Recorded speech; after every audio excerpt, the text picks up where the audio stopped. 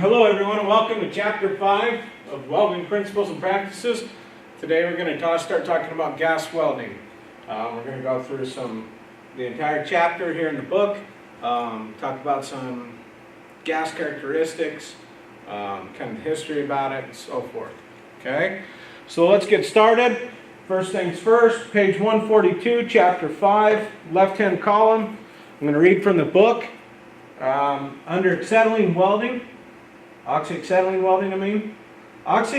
welding, commonly referred to as OAW, is a way to join metal by heating the surfaces to be joined to the melting point with a gas flame, fusing the molten metal into a homogeneous mass and then letting it solidify into a single unit. The flame at the cone reaches temperatures as high as 5,800 to 6,300 degrees Fahrenheit. So real quick, this is not to be confused with oxyacetylene cutting. Okay, oxyacetylene welding. Now if it were cutting, it would be OAC. However, usually when we refer to oxyacetylene cutting, it's usually oxy fuel cutting, so OFC. Okay, we can use different fuels other than just acetylene. But this one is specific to both types of fuel gas, or both types of gas that are used, oxyacetylene welding versus oxyacetylene cutting or oxy fuel cutting. Okay, we talked about the definition. The flame can reach 5,800 to 6,300 degrees. Remember, the melting point of steel is right around 2,800 degrees. Give or take. Okay. Filler rod may or may not be used to intermix with the molten pool. Okay. Moving on. During the first part of the 20th century, it was used as a major welding process, both for fabrication and construction, maintenance, and repair. Today, its use is limited for industrial production purposes. Still used for brazing, soldering, metallizing, welding metals with low melting points, and general maintenance and repair work. This is usually where it comes in the handiest, for maintenance and repair. Okay. However, most hospitals now, especially, they have to be brazed together with the correct procedure in order to carry oxygen and many of the other gases that they use within the hospital facility itself. They need to be a pure grade of fuel, and they need to be inside of a clean line as well. That way, when we're breathing it and inhaling these gases, we're not getting poisonous fumes or bad toxins being run through old, dirty, greasy type of piping and so forth. Okay. So, mainly used for brazing, soldering, maintenance, and repair work. You don't see it a lot, but every once in a while, I've saved companies thousands of dollars by being able to braze something together, get production line back in line, or get the heater back on to where people aren't freezing, and so forth, things like that. One time I brazed a radiator core out of our snowplow truck in the middle of a blizzard, and the power takeoff, the PTO went right through the center of the radiator, so the radiator was built. It was a custom-built radiator with a hole in the middle. It would have taken roughly 6 months to get a brand new one and cost close to $10,000 to have it custom fabricated within spec and everything else. We were able to pull the radiator off, drain it out, flush it out, clean it out. I was able to braze it back up with brass, build it back up, slow and steady, fix the leak. We pressure tested it, we held it for a prescribed amount of time, got it back into the snowplow truck, and were able to get that snowplow truck up and running and clean the roads off so people were safe coming to and from work. That was all within a 12-hour shift. I saved them roughly $10,000 plus 6 months of waiting, and got the equipment up, and who knows, maybe somebody's life as well. Okay, so being able to oxy-fuel weld comes in really handy. I know there are several people around Central Oregon area as well that still use the oxyacetylene welding and brazing for many different aspects. I've been told that there's a gentleman that does that. That's primarily how he welds all of his mountain bike frames together in the area. And when we start talking about art and joining dissimilar metals and so forth, making repair patches on stainless steel, very thin wall tubing. I know I've done a ton of oxyacetylene welding on Caterpillar equipment, replacing, fixing old mufflers and so forth, exhaust fuel systems, automotive. It's really still used quite often. Not so much in the new fabrication aspect, but in the maintenance and repair especially. Okay? So let's talk about, read from the book, page 143, underneath the history of oxyacetylene welding. The oxyacetylene process had its beginning many centuries ago. The early Egyptians, Greek, and Romans used an alcohol or oil flame to fuse metals. In 1847, Robert Hare fused platinum with oxyhydrogen flame. 1880, the production of oxygen and hydrogen through electrolysis of water made distribution of gases in cylinders under pressure. In the late 1800s, the experiments were done with oxygen, coal gas, and air hydrogen flames. So as you can tell, this has been around for a long time. And this is one of the first processes they were able to really stabilize as well. It's been used in industry for a long time. 1836, Edmund Davy discovered acetylene gas. You might see that one right there as a bolded point. It may come up again. 1862, acetylene gas was produced from calcium carbide. 1895, Thomas Wilson produced the calcium carbide commercially. It was used for residential lighting. 1895, Le Chatelet discovered, I think I pronounced that right. It sounded good to me if not. Discovered that combustion of acetylene with oxygen produced a flame hotter than any other gas flame at that time. We've since made different advances in that realm. However, those still are the two most common ones used.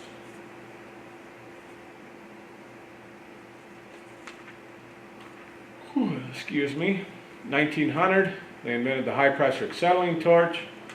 Brought the first torch to this country.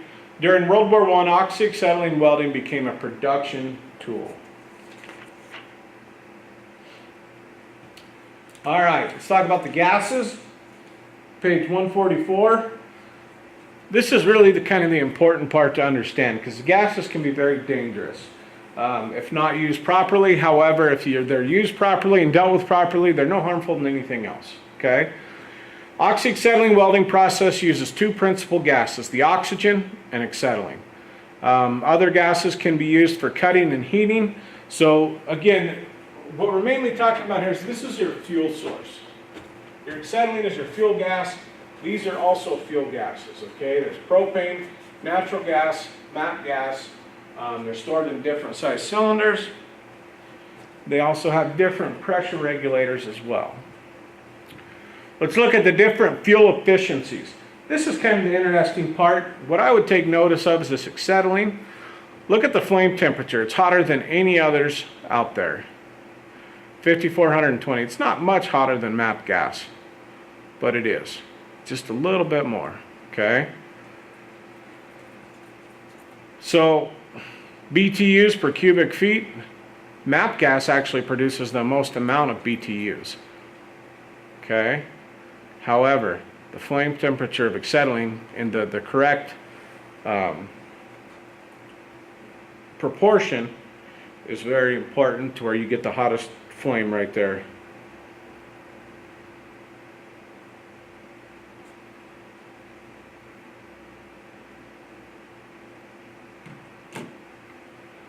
All right, so we're talking about different various gas cylinders. Let me see where I want to find them in the book from here. So if you look, we're looking at cubic foot, okay? So you can get two different types, or you can get several different types of acetylene here. You can get a small 10 cubic foot, 40, 100, or a big 275 pound or cubic foot tank right here, okay? If you look, there are many different forms. This is a different size of tank here as well. Oxygen 220, 110 cubic foot, and 55. If you notice, you can get this same tank with different cylinders and different cubic feet amounts, but for different fuel gases. So argon is shown 330, helium's 247, hydrogen's 214. Okay, this is one of the reasons that the acetylene has its own is because we do not want to reuse it or mistake it for this. We try to keep our acetylene fuel cylinders completely opposite, so much so they're even going to have a left-hand thread on the valves versus a right-hand thread for the majority of these other fuel gas cylinders as well. Okay.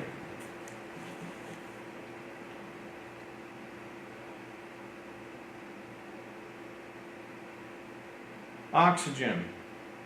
I'm going to read from the book. Oxygen is the gaseous chemical element in the air that's necessary for life.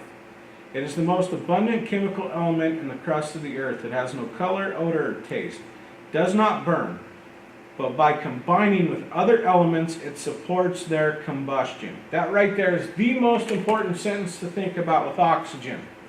Okay? Let me read it again. We're at the top of page 145, left-hand column. It does not burn, but by combining with other elements, it supports their combustion. Substances that burn in air do so much more vigorously in pure oxygen. Other substances, such as iron, that do not burn in air, will do so in oxygen. It is this property that makes it useful in cutting iron and steel. Okay? So remember, the oxygen will not support itself on its own. We talked about the fire matrix. We need a fuel source, oxygen, and an ignition source. Okay? With any of those three items, we do not have either one. Let's go on further. We'll describe what not to mix oxygen with here in a second. Two commercial processes used in production of oxygen: the separation of water into oxygen and hydrogen by electrolysis of water, separation of air into oxygen and nitrogen by liquefying air.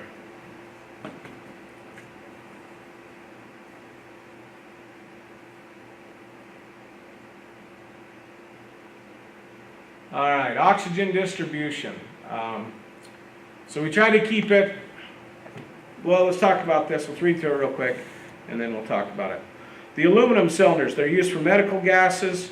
They're made of a high-strength 6061 T6 alloy. Okay. Now let's look at the steel cylinders. Are made from single plate of high-grade steel, heat treated to develop maximum strength and hardness. Seamless drawn steel vessels with iron neck, ring shrunk at the top, and cylinder valves screwed into the neck. High pressure, undergo rigid testing. So one thing that's kind of important as well is to make sure that you're getting the right cylinder. Okay. Number one, aluminum's a little bit more ductile iron, or ductile material, I should say. It's not iron at all. It's a ductile material versus steel. So let's just take the two in comparison. Steel will withstand, hits with a hammer a lot better than your aluminum cylinder would. So we want to make sure our aluminum cylinders are mainly going to be kept for all of our medical gases and so forth. Steels, would we be using it for welding, cutting, situations like that. Okay.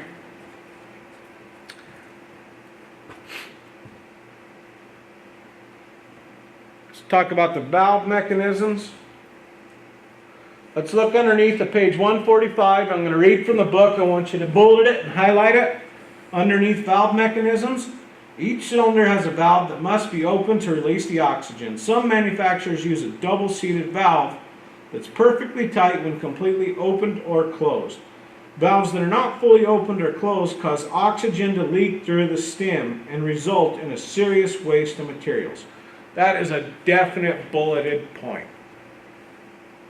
Okay, when we're out here on our bottles, our steel cylinders, and our oxygen, we make sure we open the oxygen all the way to where it's tight open. Okay? We don't open it all the way and then screw it back in one turn. We open it all the way. And this is going to go for almost all of our inert gases as well. Any high pressure cylinder. Nitrogen, helium, argon, 7525 CO2 and so forth. Okay? It's a double seating valve. So you can see the packing right here. Okay? It seats down here on the bottom. Okay? So here is our safety. Here's our outlet. Our valve mechanism opens up, and as it opens up, it allows the flow of fuel from here into here while our safety relief is still here. It's always in place, so if something were to happen, then it would blow out and it would vent to the outside atmosphere first before going through the actual valve portion. But if you notice, it's got this rim here. So what happens is this valve opens up and it seats right here as well. So this packing, if this packing gets old and worn, okay, it can start leaking through. So that's why that valve seats up here as well. A lot of times it's a slightly tapered valve as well. There are different types other than this one, to where it will seat on the back side of the brass bushing. So that seals it off here. And that way, as the air comes through this at a high rate of speed or a high PSI, okay? Exact same thing for all high pressure cylinders. I'm going to give you a good comparison. Just think about during a windstorm in a three-sided hut. You go out there and the wind's blowing, the direction needs to be, when you come over here and it's a blizzard snowstorm, what happens? It comes over that three-sided hut and it gets pulled right back into it, right? It creates a venturi or a vacuum back into it. Well, that's exactly what happens here. We create this high pressure, 2,000 PSI mainstream force right through here. Then what happens is it creates a vacuum here. So if there's a chance to leak through here, it will pull outside atmospheric air into this. And I have seen time and time again, especially on argon and 7525 bottles for like a TIG rig, out there on location, good welders have been, after x-rays, they've seen that they've had a lot of porosity in their weld. It's usually because they haven't opened their valves all the way. They open them up just partially. So it's drawing outside atmospheric air inside of there. Remember, especially here in Central Oregon, we can go from 30 degrees at night to 80 degrees during the day. So that's a lot of expansion and contraction on that steel cylinder, even in the valve. And the packing can start to loosen. It can swell up, and it can create some air gaps as well. So we want to make sure that that valve stem is completely opened all the time on a high pressure cylinder. Okay? Now acetylene, no. On acetylene itself, it's only a half to 1 turn max. Okay? There's a reason for that, and we'll get to that here in a minute. Well, it's right here. Another type of valve requires only a turn or two to open. Okay? So that's the acetylene portion. And we've had it here in the shop before, other shops as well. Is say you get a little bit of leak or somebody didn't put it on tight enough, and you're cutting or somebody's grinding over here and a hot ignition source comes over, and all of a sudden there's a little bit of a gas leak coming out around this seal. It's, for the perfect example, you can run over there real quick, and in one quick turn you turn the valve tank off instead of standing there in danger trying to shut or turn it down 8 or 9 times before you shut the valve tank off. One turn only, that's all you need. It's a low pressure system. It's working off of light pressure instead of a high volume as well. Or high volume that the argon and oxygen and so forth will use. Okay? Charged with oxygen at pressures of about 22,000 or 2,200. Sorry, I almost said 22,000. That'd be a really high pressure tank. 2,200 psi at 70 degrees Fahrenheit. Okay, let's talk about gas temperatures. They increase, gas expands and increases pressure. As they decrease, they contract and reduce pressure. We just talked about that, right? Here in Central Oregon, 30 degrees to 80. So as it gets colder, it decreases. As it gets warmer, we increase. The safety device on the cylinder is designed to blow off oxygen when it has excessive pressure. What happens, oxygen is lost. Do not store the cylinder where it can be overheated. So, you know, especially in confined area where it gets above, I believe, 125 degrees, I think was the golden number that they give us here.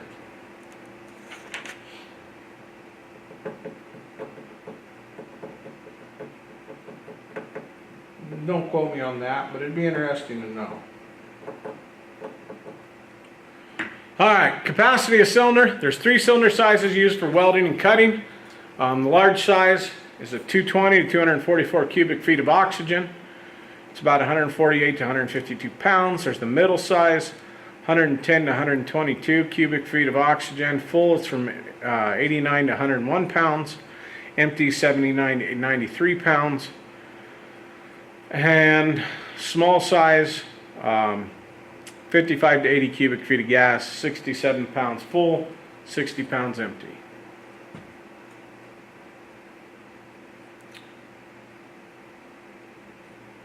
Take special care to keep oil and grease away from oxygen. When using, do not place cylinders where the oil might drop on them from overhead bearings. Never use oxygen in pneumatic tools or to start internal combustion engines.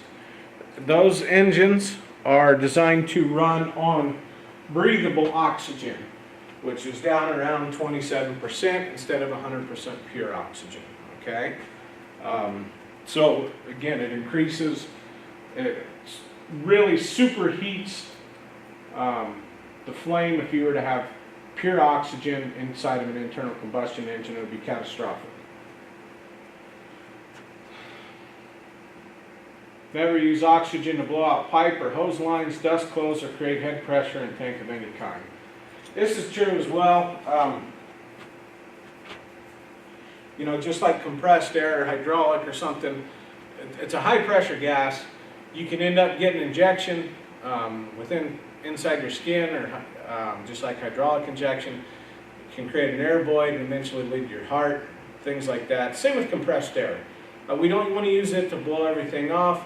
There are now OSHA approved nozzles to do that for compressed air. They're not in oxygen. Okay, so if you're going to do that, use the correct nozzles, but the OSHA approved nozzles to avoid injection into your skin. Use that, not oxygen itself. There are times as a welder, it's always tempting to just blow something off with an oxygen torch, but do not do that.